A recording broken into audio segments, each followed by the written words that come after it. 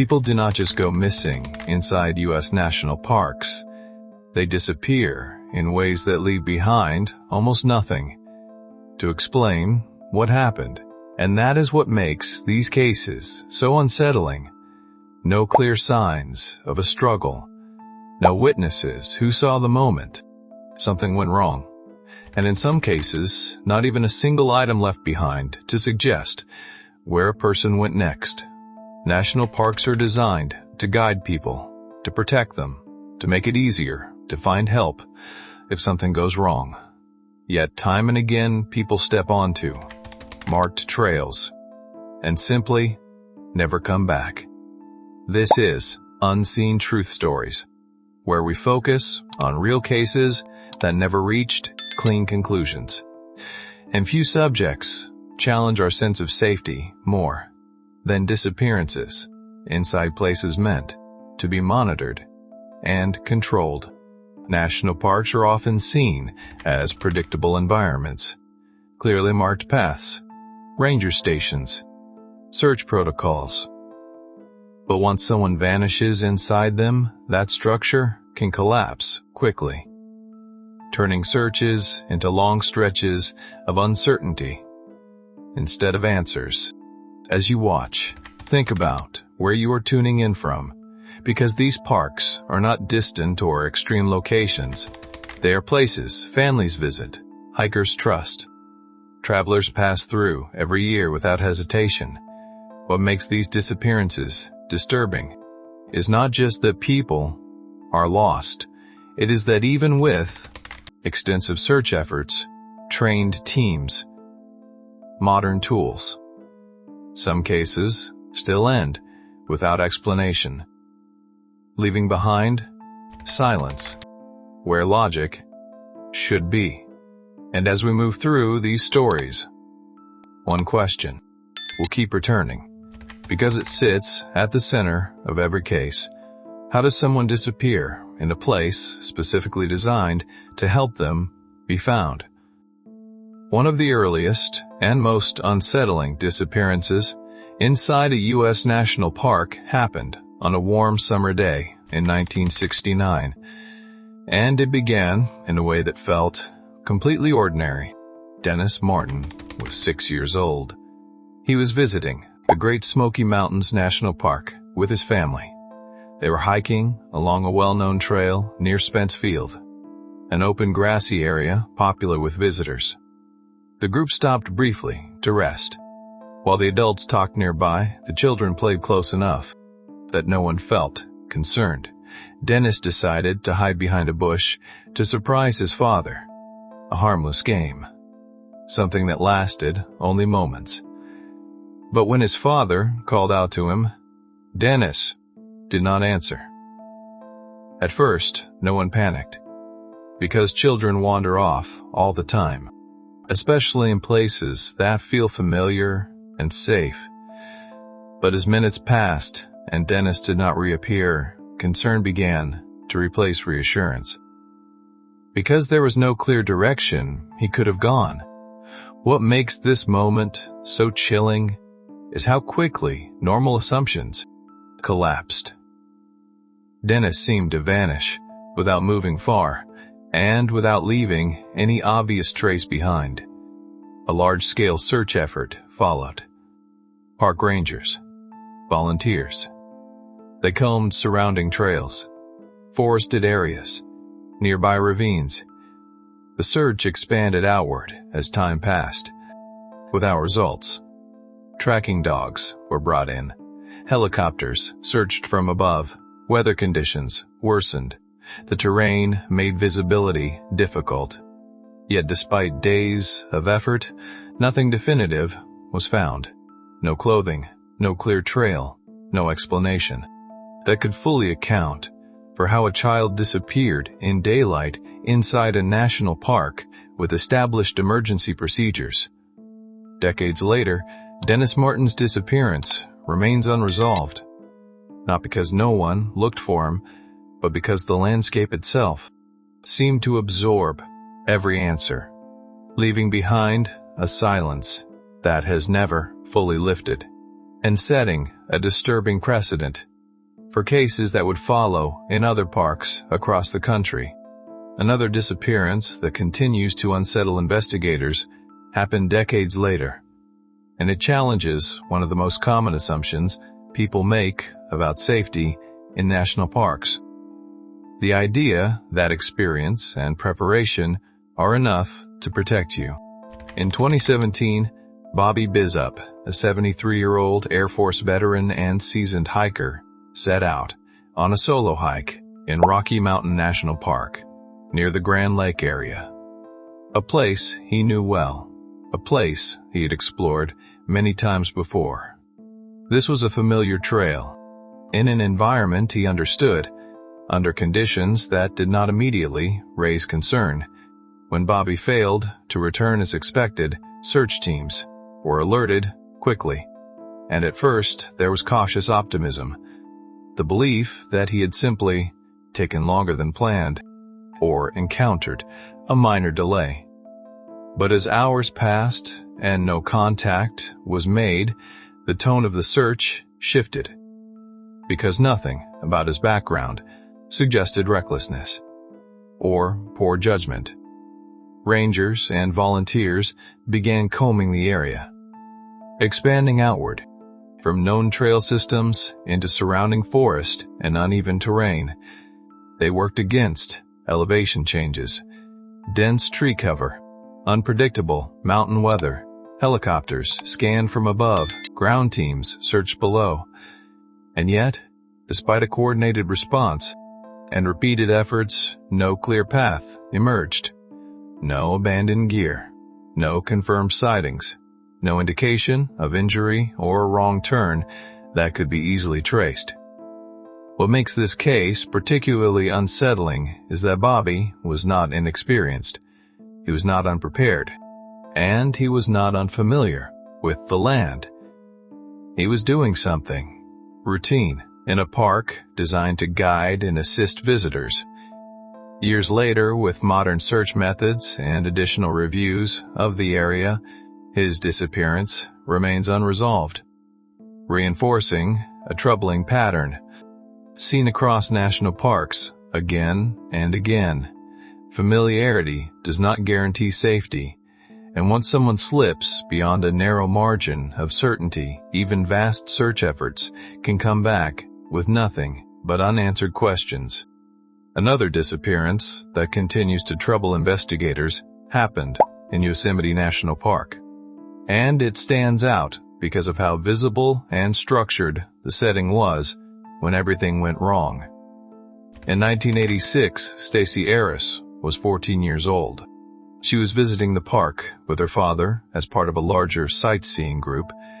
They were hiking toward Sunrise High Sierra Camp, a popular destination along a clearly defined and frequently used route. This was not a remote backcountry trek. It was not an unsupervised outing. It was a group hike, with multiple adults and children moving together along an established trail. At one point during the hike, Stacy reportedly fell slightly behind the group, not far enough to raise alarm, just far enough to slip out of immediate view. When the group stopped ahead and realized she was not with them, the initial assumption was simple: that she would catch up momentarily, or that she had paused briefly along the trail.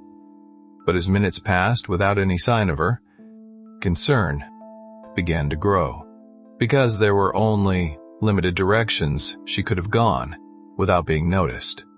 A search began quickly and expanded rapidly. Park rangers, helicopters, tracking dogs, volunteers. They combed the surrounding terrain, nearby slopes, wooded areas, off-trail sections close to the route. Despite the scale of the effort and the relative openness of the area, nothing surfaced that could explain where Stacy went. No personal items were recovered, no confirmed tracks were found, and no witness could place her beyond the point where she was last seen. What makes this case especially unsettling is how quickly the trail of certainty ended. In a setting designed to keep groups together, and visitors accounted for. Decades later, Stacey Harris's disappearance remains unresolved, reinforcing an uncomfortable truth that runs through many national park cases. Sometimes being close to others on a known trail in a heavily visited area still is not enough to prevent someone from vanishing without explanation. Another disappearance that continues to raise difficult questions took place in Joshua Tree National Park, a landscape that appears open and manageable at first glance, but becomes disorienting and unforgiving once someone slips out of sight. In 2010, Bill Owasco, a 66-year-old retired engineer and experienced hiker, traveled to the park for what was meant to be a routine solo outing, something he had done many times before, something he felt comfortable doing alone. Joshua Tree does not fit the typical image people have of dangerous wilderness. There are wide sightlines, open rock formations, long stretches of visible terrain, and that is exactly why this case unsettles so many people. When Bill failed to return, search teams were deployed quickly, working under the assumption that visibility would make locating him easier than in dense forest or mountainous regions. Instead, the opposite happened. Rangers, volunteers, helicopters, and dogs searched trails, canyons, rock fields, desert washes, only to discover how quickly the environment erased clear paths. Heat distorted timelines, shadows reshaped landmarks, and slight deviations from expected routes created vast areas where someone could move without being seen. Over the years, searches were repeated, expanded, new analysis of likely hiking patterns, renewed efforts prompted by tips. Yet nothing definitive emerged. No backpack was recovered, no clothing was located, no confirmed trace of where Bill went after he entered the park. What makes this disappearance especially unsettling is how deceptive the landscape can be, how an environment that feels open and readable can quietly swallow answers once someone steps outside a narrow margin of certainty. More than a decade later, Bill Owasco's disappearance remains unresolved, underscoring a pattern that repeats across national parks, regardless of terrain. Experience and preparation matter, but they do not guarantee that answers will follow when someone vanishes into vast, indifferent space. The final case in this video brings together nearly every assumption people rely on for safety inside U.S. national parks, and then quietly removes them one by one. In 2010, Edgar McCubry, a 63-year-old retired Air Force veteran, traveled to Mount Rainier National Park for a planned day hike near the Paradise area, one of the most heavily visited, well-marked, and closely monitored sections of the park. This was not remote wilderness. It was not an obscure trail. It was a popular location, clear signage, maintained paths, frequent ranger presence, constant foot traffic during peak seasons. Edgar was experienced, physically capable, familiar with hiking, and the plan was straightforward. A daytime outing with an expected return. When he did not come back as planned, concern set in quickly. Search efforts began without delay. Rangers, volunteers, helicopters, search dogs. They were deployed across alpine terrain, forested slopes, drainage areas, surrounding the trail system, all within an environment that can shift rapidly between visibility and obstruction. Weather changed, fog rolled in, elevation and rugged ground complicated movement, even in areas close to established routes. Despite the scale and coordination of the search, nothing conclusive was found. No confirmed gear, no clear evidence of a fall, no indication of where Edgar's path diverged from expectation. What makes this disappearance particularly unsettling is how abruptly certainty ended, in a place specifically designed to prevent that from happening. Mount Rainier is structured to guide visitors, to respond to emergencies, to account for movement. Yet once Edgar slipped beyond a narrow margin of predictability, the system reached its limits. Years later, repeated searches and reviews have produced no definitive answers, leaving his disappearance unresolved and reinforcing the central reality that runs through every case in this video. Even in highly trafficked, well-managed national parks, there are moments when the land takes over, certainty disappears, and nothing replaces it with explanation. After hearing these cases one by one, what becomes difficult to ignore is not just that people went missing, but how consistently the same pattern repeats across different parks, different terrains, different circumstances. These were not reckless choices. They were not extreme risks. They were ordinary decisions made by people who trusted familiar trails, clear signage, experience, systems designed to help if something went wrong. And yet, in each case, there was a moment where certainty ended, and nothing followed it.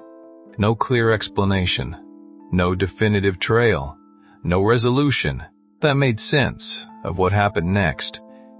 That absence is what lingers, because it forces an uncomfortable acceptance that some disappearances do not move toward answers. They simply stop, leaving families, investigators, and entire landscapes suspended in unanswered questions. If one of these cases stayed with you more than the others, share it in the comments and let people know where you are watching from. Because these national parks stretch across the country and touch far more lives than we realize. And if stories that exist in that quiet space between safety and uncertainty keep you thinking long after the video ends, consider subscribing to Unseen Truth Stories, where we continue examining the cases that never fully let go. Not to sensationalize them, but to remember the questions they leave behind.